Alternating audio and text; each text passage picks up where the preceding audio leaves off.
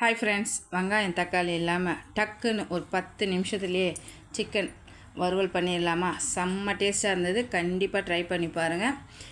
சாதத்துக்கு, ரசம் சாதத்துக்கு, சாம்பார் சாதத்துக்கு, சாதத்தோடு பிணைஞ்சி சாப்பிட்றதுக்கும் சூப்பராக இருந்துச்சு. தேங்காய் எண்ணெய் ஊற்றி நல்லா கை நிறைய கருவேப்பிலை போட்டு 2 பச்சை மிளகாய், சிக்கனை சேர்த்துடுங்க. மஞ்சத்தூள், கரம் மசாலா, குழம்பு மிளகாத்தூள், வெறும் மிளகாத்தூள், அதுக்கப்புறம் சிக்கன் மசாலா காரத்துக்கு தகுந்த மாதிரி சேர்த்துக்கோங்க. உப்பு போட்டுக்கோங்க. உப்பு போட்டு அப்படியே மூடி வச்சுருங்க. 1 ஸ்பூன் மிளகு, 1/2 ஸ்பூன் சீரகம், 1/2 ஸ்பூன் சோம்பு, 1/4 ஸ்பூன் வெந்தயம், 1 கட்டி இஞ்சி, 1 கட்டி பூண்டு, 1 கை கருவேப்பிலை, 1/4 மூடி தேங்காய் போடும் போது சிக்கன் சாப்பிட்றதுனால சூடாகாது. அரைச்சி அப்படியே சேர்த்து மிக்ஸ் பண்ணிவிட்டு ஒரு 5 நிமிஷம் மட்டும் மூடி வச்சிங்கன்னா நல்லா தகன்னு எண்ணெய் பிரிஞ்சு வரும். ஒரு 3 பச்சை மிளகாய், கருவேப்பிலை மேலே போட்டு பெரட்டி சாப்பிட்டு பாருங்கள். வேறு லெவலில் இருக்கும்.